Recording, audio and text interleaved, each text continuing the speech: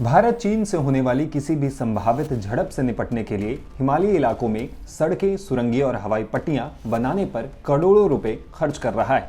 अमेरिकी media wall street journal की report में ये जानकारी सामने आई है। हालांकि इस रिपोर्ट पर अब सवाल भी उठने लगे हैं। इस रिपोर्ट में भारत चीन सीमा पर चल रहे बुनियादी ढांचे के काम को संभावित युद्ध की तैयारी के तौर में पेश किया गया है। ऐसे में कई लोग इसे युद्ध के लिए उकसाने वाली रिपोर्ट बता रहे हैं। तो आइए सबसे पहले इस रिपोर्ट में क्या है वो जान लेते हैं।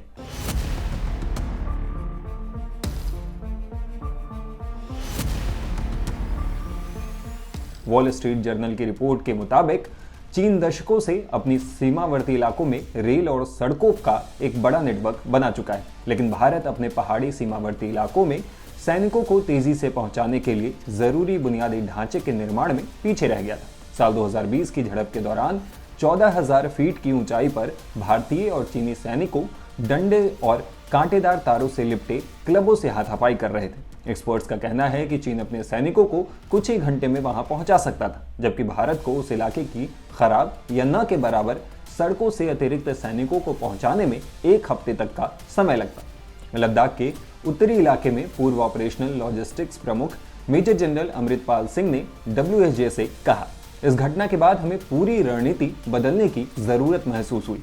वहीं भारत के नॉर्दर्न कमांड के पूर्व commander lieutenant general Dipendra Singh Hooda ने बताया कि इन परियोजनाओं का एक मकसद ऊंचाई वाले सैन्य चौकियों को अलग थलग पड़े नागरिक बस्तियों से जोड़ना है, खासकर उन जगहों को जो कड़ाके की सर्दी में कट जाती है।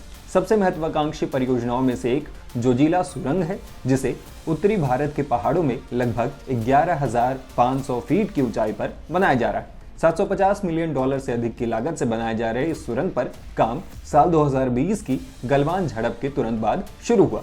उन्होंने कहा कि लगभग 9 मील यानी 15 किलोमीटर लंबी ये परियोजना, जिसके 2 साल में पूरा होने की उम्मीद है, लद्दाख में सीमा चौकियों तक सामान पहुंचाने के मुश्किल काम को आसान बना देगी। लद्दाख में भारी बर्फबारी की वजह से ये चौकियां साल में 6 महीने तक सप्लाई लाइन से कटी रहती हैं। फिलहाल सामान ट्रकों या ट्रेनों से जम्मू और कश्मीर के पड़ोसी डिपो तक पहुंचाया जाता है। वहां से सेना के काफिले उन्हें लद्दाख की राजधानी लेह तक ले जाते हैं। लेह से छोटी गाड़ियां खराब रास्तों से गुजरती हैं और फिर पोर्टर यानी सामान ढोने वाले लोग और खच्चर समुद्र तल से 20,000 फीट ऊपर तक जरूरी सामान पहुंचाते हैं।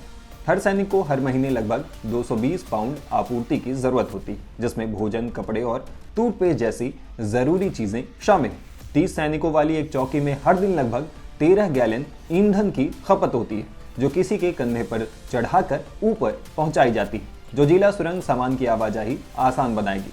इसके बनने से श्रीनगर और लद्दाख के बीच यात्रा का समय कुछ इलाकों में 3 घंटे से घटकर 20 मिनट हो जाएगा। यहाँ एक बड़ी इंजीनियरिंग चुनौती वर्कर्स और बाद में डीजल से चलने वाली सेना की ट्रकों के लिए पर्याप्त वेंटिलेशन बनाए रखना है। इस प्रोजेक्ट में 1000 से ज्यादा वर्कर्स काम कर रहे हैं।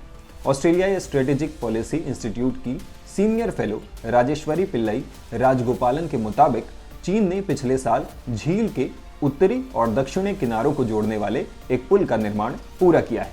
इससे सैनिकों को झील के चारों ओर लंबे रास्ते तय करने के बजाय सीधे पार करने की सुविधा मिली है। भारत ने भी तट के साथ अपनी चौकियों का विस्तार किया और पास के ठिकानों में सड़कों को अपग्रेड किया।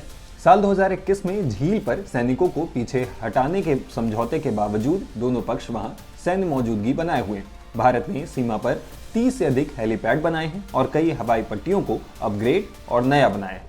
हालांकि इस रिपोर्ट को लेकर कहा जा रहा है कि इसका लहजा ऐसा है मानो भारत चीन के बीच जल्द ही बड़ा सैन्य टकराव होने वाला है।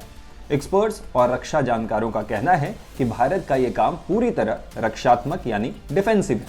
रक्षा विशेषज्ञों का कहना है कि सीमा पर मजबूत ढांचा बनाना हर देश का हक है। यह न सिर्फ सैन्य जरूरतों के लिए बल्कि स्थानीय लोगों की सुविधा और आर्थिक विकास के लिए भी जरूरी है। भारत का हिमालय में निर्माण कार्य लंबे समय से चल रहा है और ये राष्ट्रीय सुरक्षा का सामान्य हिस्सा है। दरअसल साल 2020 के बाद भारत और चीन ने LAC पर कई जगहों से सैनिकों की वापसी यानी डिसएंगेजमेंट की है। डेप्सांग, डेमचोक और विवादित इलाकों में समझौते हुए। दोनों देशों के बीच राजनयिक बातचीत और मासिक मीटिंग भी जारी है। संबंधों को स्थिर करने की कोशिशें चल रही है। ऐसे में इस रिपोर्ट पर सवाल भी उठाए जा रहे हैं। इस वीडियो पर आप अपनी राय हमें कमेंट बॉक्स में लिखकर बता सकते हैं। इस तरह के और वीडियोस के लिए टाइम्स नाउ भारत के डिजिटल चैनल के साथ जुड़े रहें। शुक्रिया। सच की दुनिया खामोश नहीं रहती, और जब सवालों की आग बुझने लगे तब लौटता है वो।